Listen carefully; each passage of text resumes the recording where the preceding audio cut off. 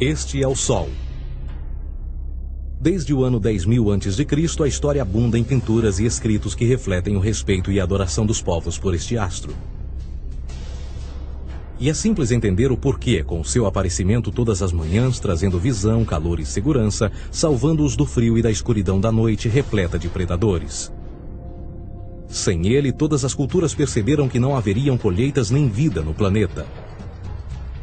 Estas realidades fizeram do Sol o astro mais adorado de todos. Todavia, muitos estavam atentos também às estrelas.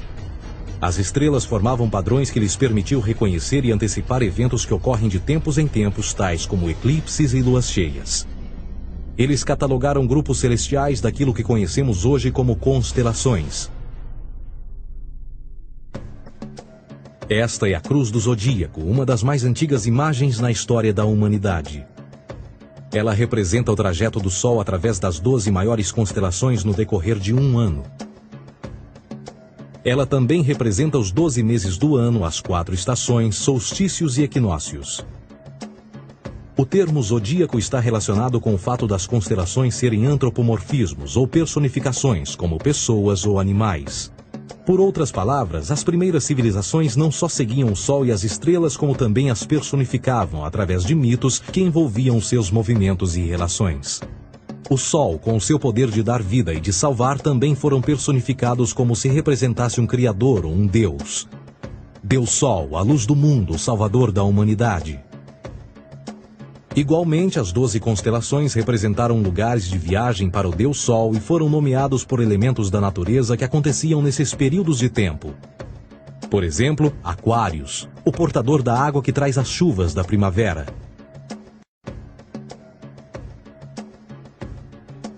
Este é Horus. Ele é o Deus Sol do Egito de 3.000 a.C. Ele é o Sol antropomorfizado e a sua vida é uma série de mitos alegóricos que envolvem o movimento do Sol no céu. Dos antigos hieróglifos egípcios conheceu-se muito sobre esse Messias solar. Por exemplo, Horus, sendo o Sol, tinha como inimigo o Deus Sete, que era a personificação das trevas ou da noite. E metaforicamente falando, todas as manhãs Horus ganhava a batalha contra Sete. E no fim da tarde, Sete conquistava Horus e o enviava para o mundo das trevas. Será importante frisar que trevas versus luz ou bem versus mal tem sido uma dualidade mitológica onipresente que ainda hoje é usada em muitos níveis. No geral, a história de Horus é a seguinte. Horus nasceu em 25 de dezembro da Virgem Isis Mary. O seu nascimento foi acompanhado por uma estrela no oeste, que por sua vez foi seguida por 3 reis em busca do Salvador recém-nascido. Aos 12 anos era uma criança prodígio nos ensinamentos, e aos 30 anos ele foi batizado por uma figura conhecida por Anup, e assim começou o seu ministério. Horus teve 12 discípulos e viajou com eles, fazendo milagres tais como curar os enfermos e andar sobre as águas. Horus também era conhecido por vários nomes como a Verdade, a Luz, o Filho Adorado de Deus, o Bom Pastor, Cordeiro de Deus, entre muitos outros. Depois de ter sido traído por Tifão, Horus foi crucificado, enterrado por 3 dias e então ressuscitou. Estes atributos de Horus, originais ou não, parecem influenciar várias culturas mundiais e muitos outros deuses encontrados com a mesma estrutura mitológica. Atis da Firígia nasceu da Virgem Nana em 25 de dezembro. Crucificado, foi posto na tumba e 3 dias depois ressuscitou. Krishna, da Índia, nasceu da Virgem Davaki com uma estrela no ocidente assinalando sua chegada, fez milagres juntamente com seus discípulos e após sua morte ressuscita. Dionísio da Grécia nasceu de uma virgem em 25 de dezembro. Foi um professor peregrino que praticou milagres como transformar água em vinho e é referenciado como Rei dos Reis, Filho unigênito de Deus, o início e o fim, entre muitas outras coisas, e após sua morte ressuscitou. Mitra da Pérsia nasceu de uma virgem em 25 de dezembro. Ele teve 12 discípulos e fazia milagres. E após sua morte foi enterrado por 3 dias e então ressuscitou. Ele também foi chamado de a Verdade, a Luz, entre outros. Curiosamente, o dia sagrado de adoração a Mitra era um domingo. O que importa salientar é que existiram inúmeros salvadores em diferentes períodos em diversos lugares da Terra que preenchem essas mesmas características. A pergunta que não quer calar: o porquê desses atributos? Por que o nascimento de uma virgem em 25 de dezembro? Por que a morte e a ressurreição após 3 dias? Por que os 12 discípulos ou seguidores? Para descobrirmos, vamos examinar o mais recente dos Messias solares. Jesus Cristo nasceu em 25 de dezembro em Belém. Ao nascer foi anunciado por uma estrela no ocidente que seria seguida por 3 reis magos para encontrar e adorar um novo Salvador. Tornou-se pregador aos 12 anos. Aos 30 anos foi batizado por João Batista e então iniciou seu ministério. Jesus teve 12 discípulos que viajaram com ele praticando milagres como curar doentes, andar sobre a água, ressuscitar mortos. Ele também é conhecido como Rei dos Reis, o Filho de Deus, a luz do mundo, o início e o fim, o Cordeiro de Deus, entre muitos outros. Depois de ter sido traído por seu discípulo Judas por 30 moedas de prata, ele foi crucificado, posto em uma tumba e após 3 dias ele ressuscitou e ascendeu aos céus. Em primeiro lugar, a sequência do nascimento é completamente astrológica. A estrela no ocidente é Sírius, a mais brilhante do céu noturno, que a cada 24 de dezembro se alinha com outras 3 estrelas brilhantes no cinturão de Órion. Essas 3 estrelas brilhantes são chamadas hoje, como eram na antiguidade, 3 reis, 3 Marias no Brasil e Portugal. Os 3 reis e a estrela mais brilhante, Sírius, todas apontam para o nascer do Sol em 25 de dezembro. Esta é a razão pela qual os 3 reis seguem a estrela a oeste em uma ordem que apontam ao amanhecer. O nascimento do Sol.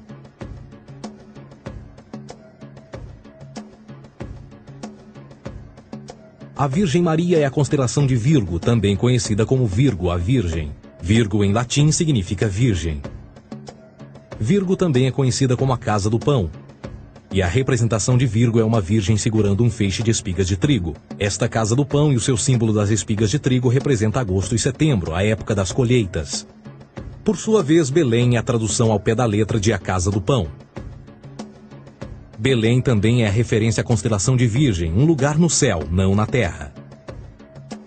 Existe outro fenômeno muito interessante que ocorre em 25 de dezembro, é o solstício de inverno. Do solstício de verão ao solstício de inverno, os dias se tornam mais curtos e frios. Da perspectiva de quem está no hemisfério norte, o Sol parece se mover para o sul, ficar menor e mais fraco. O encurtamento dos dias e o fim das colheitas conforme se aproxima o solstício de inverno, simbolizando o processo de morte. Era a morte do Sol. Pelo 22º dia de dezembro, o falecimento estava completamente realizado e faz com que atinja seu ponto mais baixo no céu. Aqui algo curioso acontece. O Sol para de se mover por 3 dias. Durante estes 3 dias, o Sol fica pelas redondezas da constelação do Cruzeiro do Sul, ou Alfa Crucis. Depois desse período, em 25 de dezembro, o Sol se move 1 grau, dessa vez para o norte, trazendo perspectiva de dias maiores, mais calor e a primavera. E assim se diz: o Sol morreu na cruz, ficou morto por 3 dias, apenas para ressuscitar ou nascer mais uma vez. Esta é a razão pela qual Jesus e muitos outros deuses solares compartilham da ideia de crucificação, morte por 3 dias e o conceito da ressurreição. É o período de transição do Sol antes de mudar para a direção contrária no hemisfério norte, trazendo a primavera e assim a salvação. Todavia, eles não celebram a ressurreição do Sol até o equinócio da primavera, ou Páscoa. Isto é porque no equinócio da primavera o Sol domina oficialmente o mal, as trevas, assim como o período diurno se torna maior que o noturno. E o revitalizar da vida na primavera emerge. Agora, provavelmente, a analogia mais óbvia de todas neste simbolismo astrológico são os 12 discípulos de Jesus. Eles são simplesmente as 12 constelações do zodíaco com que Jesus, sendo o Sol, viaja. De fato, o número 12 está sempre presente ao longo da Bíblia.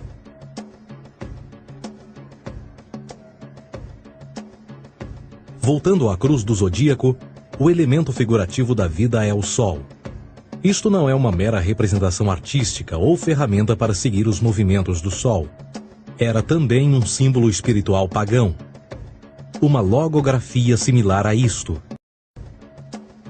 Isto não é um símbolo do cristianismo. É uma adaptação pagã da cruz do zodíaco.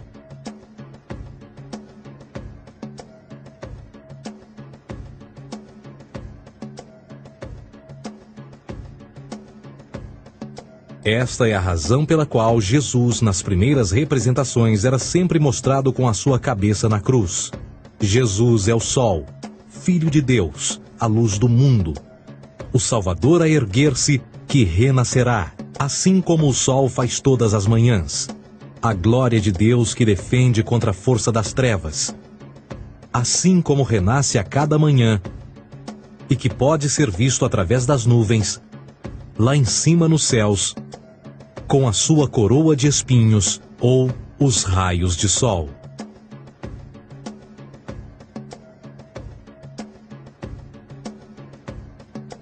Agora, nas muitas referências astrológicas ou astronômicas na Bíblia, uma das mais importantes tem a ver com o conceito de eras. Através das Escrituras há inúmeras referências a essa era. Para compreender isto, precisamos primeiro estar familiarizados com o fenômeno da precessão dos equinócios. Os antigos egípcios, assim como outras culturas antes deles, reconheceram que aproximadamente de 2150 em 2150 anos, o nascer do Sol durante o equinócio de primavera ocorria num diferente signo do zodíaco. Isto tem a ver com a lenta oscilação angular que a Terra tem quando roda sobre o seu eixo. É chamado de precessão porque as constelações vão para trás, em vez de permanecerem no seu ciclo anual normal.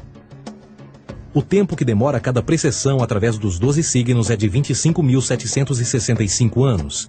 Este ciclo completo é chamado também de Grande Ano, e algumas civilizações ancestrais sabiam disso. Referiam-se a cada ciclo 2.150 anos como Era. De 4.300 a.C. a 2.150 a.C. foi a Era de Touro. De 2.150 a.C. a 1 d.C. foi a Era de Áries. E de 1 d.C. a 2.150 d.C.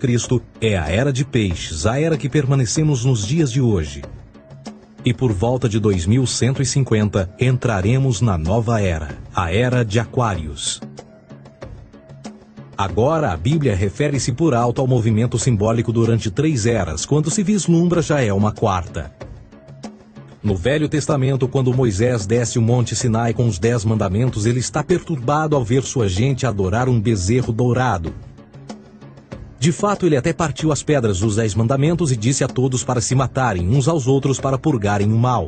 A maior parte dos estudiosos da Bíblia atribuem esta ira de Moisés ao fato de os israelitas estarem adorando a um falso ídolo, ou algo semelhante. A realidade é que o bezerro dourado é o Taurus, touro. E Moisés representa a nova era de Áries. Esta é a razão pela qual os judeus ainda hoje assopram com o chifre do carneiro. Moisés representa a nova era de Áries. E perante esta, todos têm de largar a velha. Outras divindades, tais como Mitra, marcam essa transição também. Um deus pré-cristão que mata o touro, na mesma linha simbólica. Agora Jesus é a figura portadora da era seguinte à de Áries, a Era de Peixes. O simbolismo de peixes é abundante no Novo Testamento, assim como Jesus alimenta 5.000 pessoas com pão e 2 peixes. No início do seu ministério, enquanto caminhava ao longo da Galileia, conhece 2 pescadores que o seguem. Agora reflita se voltar a ver um adesivo em formato de peixe escrito Jesus na traseira dos carros. Poucos sabem o que aquilo no fundo representa. É um simbolismo astrológico pagão para o reinado do Sol durante a Era de Peixes. Jesus assumiu também que a data do seu nascimento é também a data do início desta era. Em Lucas 22:10, quando Jesus é questionado se a próxima passagem será depois de ele ir embora, Jesus responde: Eis que quando entrardes na cidade, encontrareis um homem levando um cântaro de água. Segui-o até a casa em que ele entrar. Esta escritura é de longe a mais reveladora de todas as referências astrológicas. O homem que leva um cântaro de água é Aquários, o portador de água, que é sempre representado com um homem despejando uma porção de água. Ele representa a era depois de Peixes, e quando o Sol, Filho de Deus, sair da era de Peixes, Jesus, entrará na casa de Aquários, e Aquário é antes de Peixes na precessão dos equinócios. Tudo o que Jesus diz é que depois da era de Peixes chegará a era de Aquário.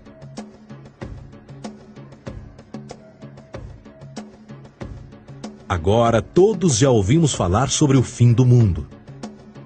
Deixando à parte o lado cartunista no livro de Apocalipse, a espinha dorsal nesta ideia surge em Mateus 28:20, onde Jesus diz: Eu estarei convosco até o fim do mundo, dos séculos em português. Contudo, na tradução inglesa da Bíblia, a palavra mundo está mal traduzida.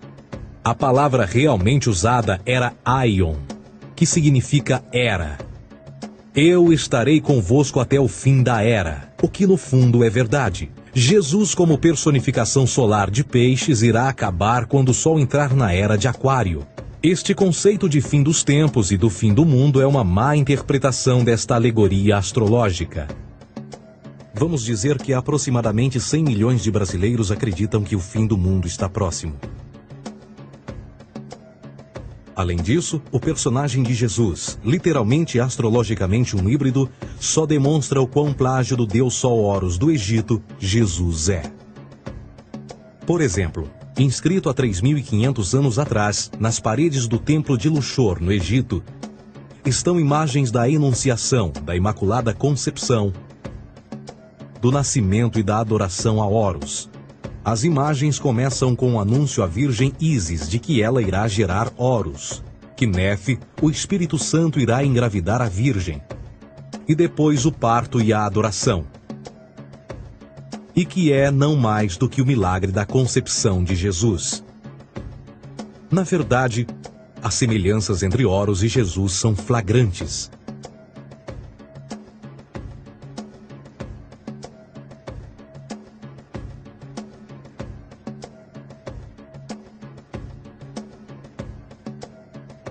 E o plágio continua. A história de Noé e da sua arca é tirada diretamente das tradições. O conceito de dilúvio é presente em todas as antigas civilizações, em mais de 200 diferentes citações em diferentes períodos e tempos. Contudo, não será preciso ir muito além da fonte pré-cristã para encontrar a epopeia de Gilgamesh, escrita em 2600 a.C. Esta história fala sobre grandes inundações ordenadas por Deus, uma arca com animais salvos e até mesmo o libertar e o retornar da pomba entram em concordância com a história bíblica, entre muitas outras semelhanças. E depois há a história plagiada de Moisés. Sobre o nascimento de Moisés, disse que ele foi colocado numa cesta de cana e lançado ao rio para evitar um infanticídio. Ele foi mais tarde salvo pela filha de um rei e criado por ela como um príncipe. Esta história do bebê numa cesta foi retirada do mito de Sargão de Acade por volta de 2250 a.C. Depois de nascer, Sargão foi posto numa cesta de rede para evitar um infanticídio e lançado ao rio. Foi depois salvo e criado por Aqui, uma esposa da realeza Acádia. Além disso, Moisés é conhecido como legislador, portador dos 10 mandamentos e da lei mosaica. Contudo, a ideia de a lei ser passada de um deus para um profeta numa montanha é também antiga. Moisés é somente um legislador numa longa linha de legisladores na história mitológica. Na Índia, Manou foi o grande legislador. Na ilha de Creta, Minos ascendeu ao monte Ida, onde Zeus lhe deu as leis sagradas. Enquanto que no Egito, Moisés tinha nas suas pedras tudo o que Deus lhe disse. E no que diz respeito a estes 10 mandamentos, foram retiradas a papel químico do feitiço 125 do Livro dos Mortos do Antigo Egito. O que é que o Livro dos Mortos dizia? Eu nunca roubei, tornou-se tu nunca roubarás. Eu nunca matei, tornou-se nunca matarás. Eu nunca menti, tornou-se nunca levantarás falsos testemunhos, e por aí adiante.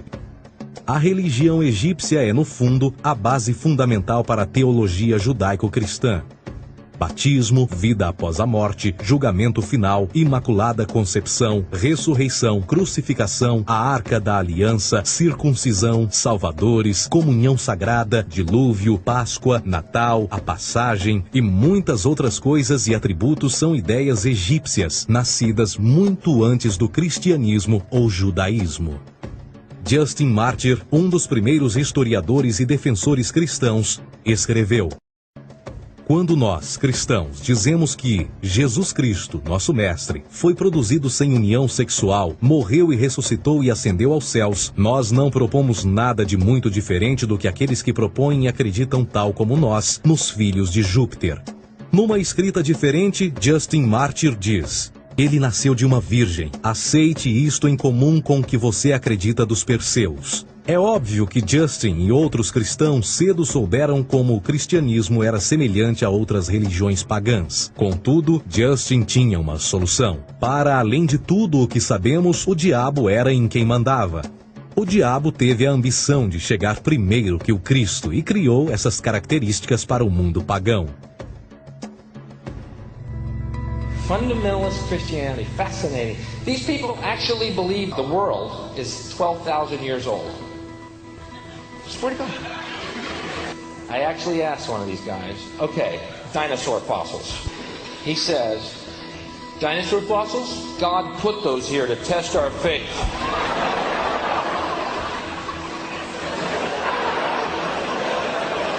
I think God put you here to test my faith, dude. A Bíblia não é nada mais do que um híbrido literário astroteológico, tal como todos os mitos religiosos que os antecederam. De fato, o aspecto da transferência de atributos e umas personagens para as outras é facilmente reconhecida no próprio livro em si. No Antigo Testamento há a história de José. José era um protótipo de Jesus. José nasceu de um milagre, Jesus nasceu de um milagre. José tinha 12 irmãos, Jesus tinha 12 discípulos. José foi vendido por 20 pratas, Jesus foi vendido por 30 pratas. Irmão Judá sugere a venda de José.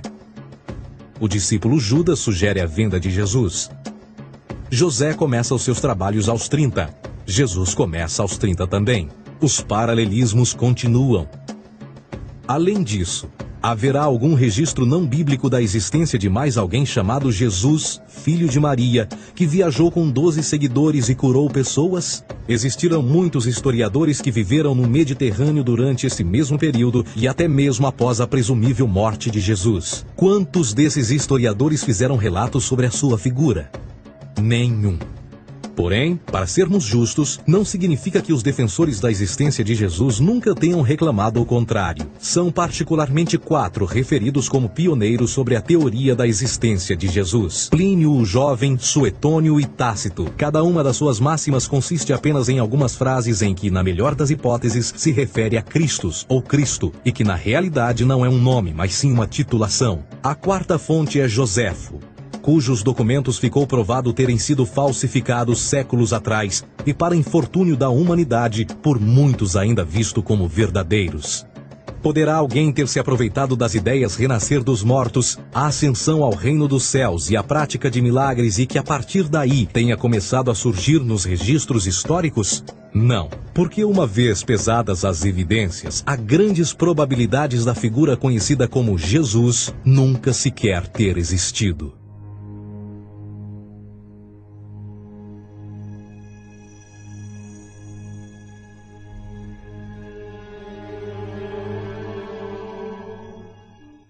We don't want to be unkind, but we want to be factual.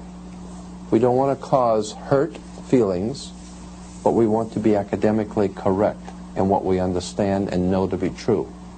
Christianity just is not based on truth. We find that Christianity was in fact nothing more than a Roman story, developed politically. A realidade consiste em que Jesus foi a divindade solar do setor gnosticista cristão e, tal como outros deuses pagãos, era uma figura mítica. Foi sempre o poder político que procurou monopolizar a figura de Jesus para controle social. Por volta de 325 d.C., em Roma, o imperador Constantino reuniu o Concílio Ecumênico de Niceia e foi durante esta reunião que as doutrinas políticas com motivação cristã foram estabelecidas e assim começou uma longa história de derramamento de sangue e fraude espiritual. E nos 1600 anos que se seguiram, o Vaticano dominou politicamente e com mão de ferro toda a Europa, conduzindo-a a um período de obscurantismo, onde o conhecimento era apenas um privilégio da Igreja, as Cruzadas e a Santa Inquisição. O cristianismo, bem como todas as crenças teístas, são a fraude desta era. Serviu para afastar os seres humanos do seu meio natural e da mesma maneira uns dos outros. Sustenta a submissão cega do ser humano à autoridade. Reduz a responsabilidade humana sob a premissa de que Deus controla tudo e que, por sua vez, os crimes mais terríveis podem ser justificados em nome da perseguição divina. E o mais importante, dá o poder àqueles que sabem a verdade e usam o mito para manipular e controlar sociedades. O mito religioso é o mais poderoso dispositivo já criado e serve como base psicológica para que outros mitos floresçam ou justifiquem.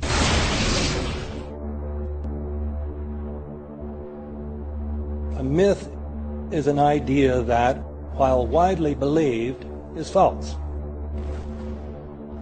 In a deeper sense, in the religious sense, a myth serves as an orienting and mobilizing story for a people. The focus is not on the story's relation to reality, but on its function. A story cannot function unless it is believed to be true in the community or the nation. It is not a matter of debate. If some people have the bad taste to raise the question of the truth of the sacred story, the keepers of the faith do not enter into debate with them. They ignore them or denounce them as blasphemers.